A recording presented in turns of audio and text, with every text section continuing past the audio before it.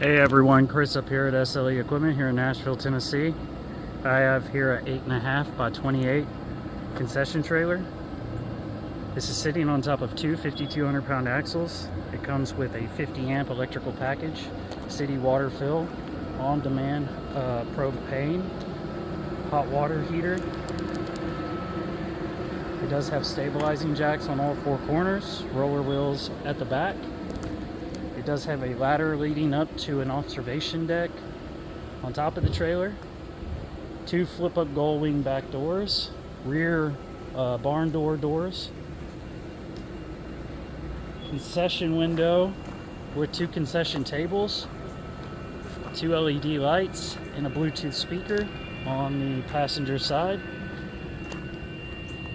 Two 100-pound propane tanks. I'm going to be going over how to set up and shut down this trailer, starting with the 50 amp electrical package. Before plugging in your power cable, make sure that the power is turned off at either your generator or breaker system. Once you've made sure that the power has been turned off, you can come over here, lift this cover, push your cable in, twist to the right, and tighten up this collar. Once you've done that, you can then turn the power on. When you're ready to shut down, turn the power off, undo the collar, push in, twist to the left, and store the cable in the V-nose if you'd like.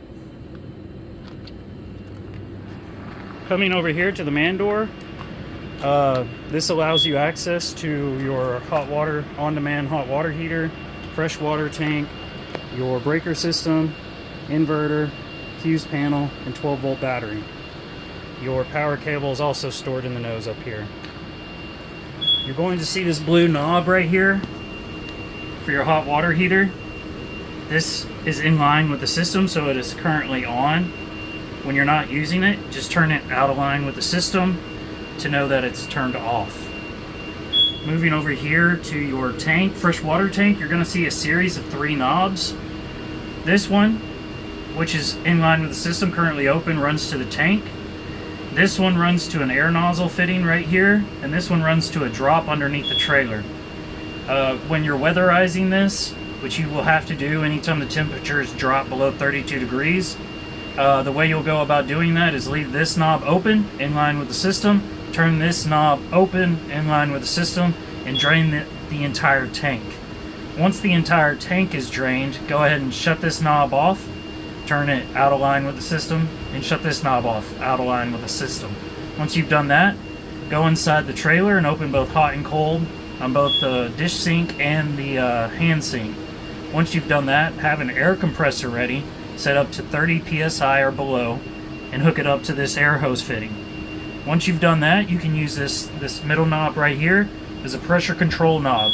So as you slowly open this up, you're forcing air through your water pump, hot water heater, up into the sink's faucet fixtures inside the trailer. You're gonna do that. I run it about 2 cycles in my compressor. That's an 18-pound compressor tank. But you can also just go inside and observe and wait until you see that there's no more moisture coming out of your fixtures. Once you're done, go ahead and turn this out of line with the system so it's off. You can turn this one back in line with the system and leave this one out of line with the system.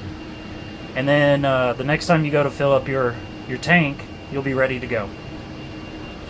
Speaking of filling up your tank, your city water fill box is right here on the driver's side. You'll see 2 orifices. The one on the left allows you to drop a hose in there and just fill the freshwater tank inside the trailer. Once you're done, just pop that cap back on. The second orifice right here, when you pull that cap off, it will thread up to a normal 1-inch water hose fitting. If the event provides city water, you can thread your water hose up to that and have direct cold pressure on the inside of the trailer. To use both hot and cold, you will have to fill the tank and let it run through its system, and then connect the water hose to that. Once you're done with everything, put your covers back on and put your cap back on. Below that is your hot water heater as well. Your hot water heater does have an on-off switch down here. When not in operation, just turn it off. When in operation, turn it on.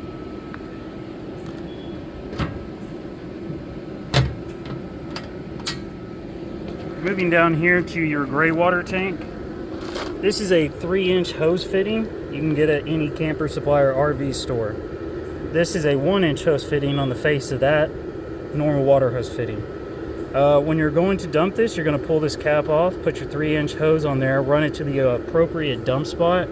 Once you have it set up, you're going to come over here to this lever, pull that lever, and that will dump the waste into the hose into the dump spot.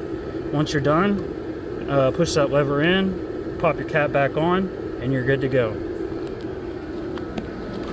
Coming back here to your axles, you're going to see right here you have a rubber grommet in the center of your axle. Behind that grommet is a grease fitting. Depending on how often you're pulling or using the trailer, a maintenance schedule of 10,000 miles or every 3 months is a good schedule to keep up with. Have a grease gun ready, pull that grommet out, hook up to the grease fitting behind it, pump it full of grease, put your grommet back on, and you're good to go. We're going to move up to the front real quick, and this is a very important part of the video. So if anyone is going to be using this trailer or operating this trailer, this is the most important part of the video. Before turning on your gas systems, you want to go inside and check and make sure that your carbon monoxide reader is plugged in or it has batteries in it. You're going to turn on your hood and open up a concession window or a concession door. Once you've done that, you can then come back here or come to the front of the trailer where you will find your 100-gallon tank to your 900,000 BTU regulator. When you're ready to turn on the gas, you've done those 3 things on the inside of the trailer. You're going to come out here and turn the tank on first. Trace the tank down the hose to the regulator to this blue knob. As you can see, it's in line with the system, so it's currently operational. I have all the equipment in there running right now. Once you've turned your tank on, go ahead and turn this blue knob in line with the system. You should hear an initial whoosh of gas. If you hear a continuous hum of gas or hiss of gas, go ahead and turn your system off and call a gas company. Due to regulations, we have to run the gas lines underneath the trailer. So they are susceptible to scratches, dings, or brakes or anything like that you would pick up on the road while travel. So you've turned the tank on, you've turned this in line with the system, you've heard the initial whoosh of gas. Now let the trailer sit for 5 to 10 minutes. Wait for your carbon monoxide reader to do its thing. It does have an alarm to let you know that it has picked up the smell of gas. And it does have a continuous beep that goes on the entire time to let you know that it is working. So after 5 to 10 minutes or 15 minutes and the carbon monoxide reader hasn't done anything, it is then safe to go inside the trailer. Before going in the trailer, I'm going to go over how to shut off your gas systems. When shutting off your gas systems, make sure that you've turned off all the equipment on the inside of the trailer. And then you're going to come out here and you're going to turn this knob out of line with the system, so it should not be running with the system line right there. You're going to trace it back to the tank and turn your tank off as well.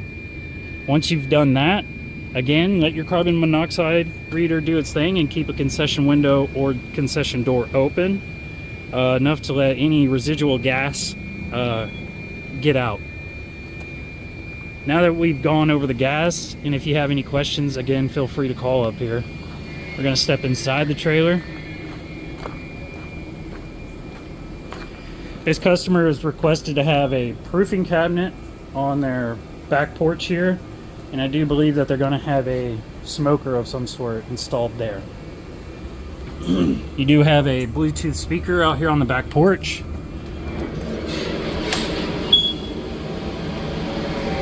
Upon entering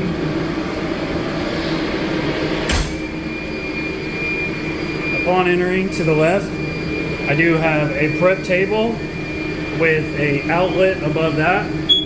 You do have your fire suppression control head next to that and your suppression tank right there.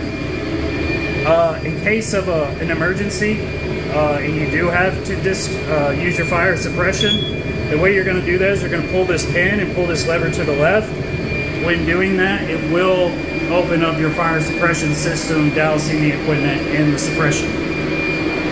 Moving along, you do have a under-counter chef-based cabinet there, along with 3 deep fryers to an under-counter refrigerator. Above that is your carbon monoxide reader with an outlet.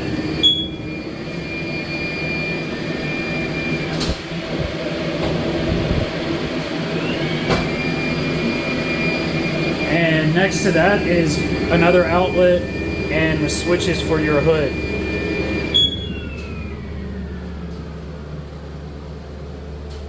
Moving along the side of the wall, you do have your thermostat for your hot water on demand reader. As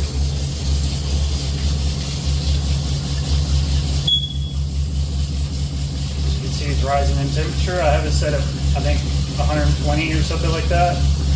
You could set it based on the codes in your county on this control head right here. Coming up to the Bluetooth Bose speaker setup right here. Again, you do have Bluetooth speakers throughout the trailer. Has a nice little cover there. You do have a GFI plug at the nose of the trailer and a secondary GFI plug at the nose of the trailer. Above that, you do have walking cabinets.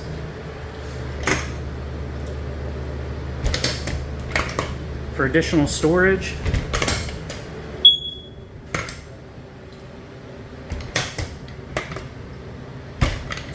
There's another Bluetooth speaker. You do have a shelf behind the sink. Moving down to the 3-bay dishwashing sink.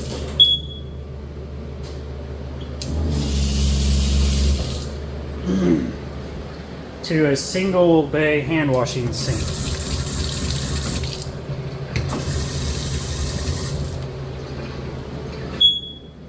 This is a running board that goes over the sink, so you have additional workspace. I have it propped up here just so I can make the video of the sinks working. On the cabinet face to the left, you do have your switch for your water pump. When in use, just leave it on. When you're not using it, just shut it off, like so.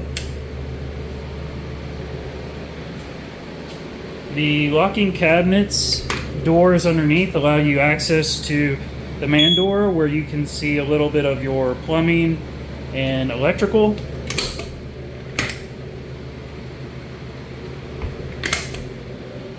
You do have cabinets, locking cabinets on the underneath the concession window. Under here I have your fire extinguishers, your baskets, and a couple of miscellaneous stuff for your trailer. Locking drawers as well. Again, just miscellaneous stuff that came along with your trailer. You do have your concession window here to a under-counter refrigerator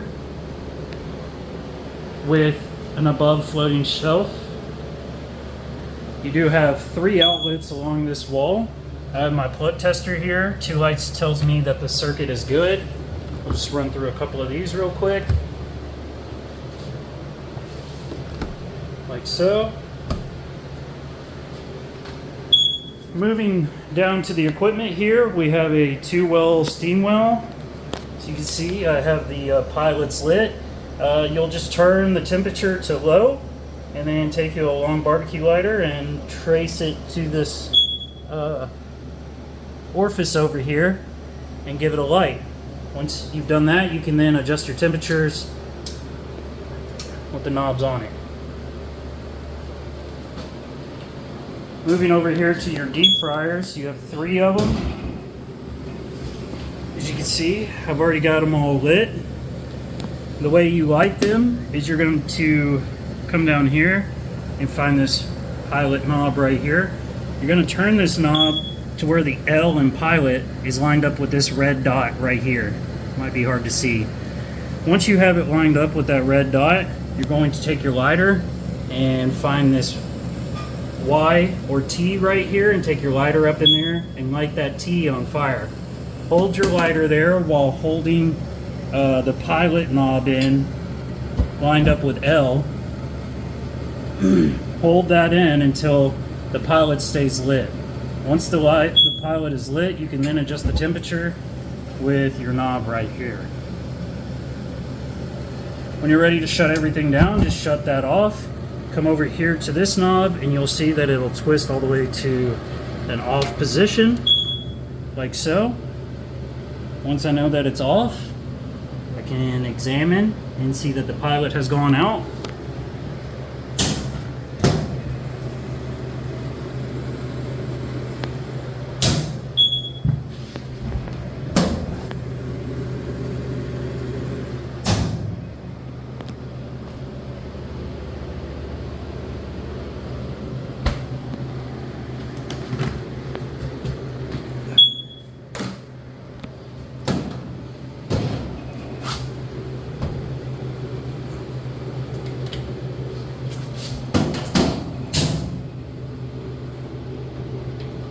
Okay, now that I have everything turned off, I know now that I can successfully go out there and turn my gas system off. Moving up here to the hood, you do have grease traps inside this package right here that go on either side of the hood. These filters do come out. They can be cleaned with a Dawn dish soap. It should be done regularly. You do have 3 LED lights on the roof along with an AC heat unit.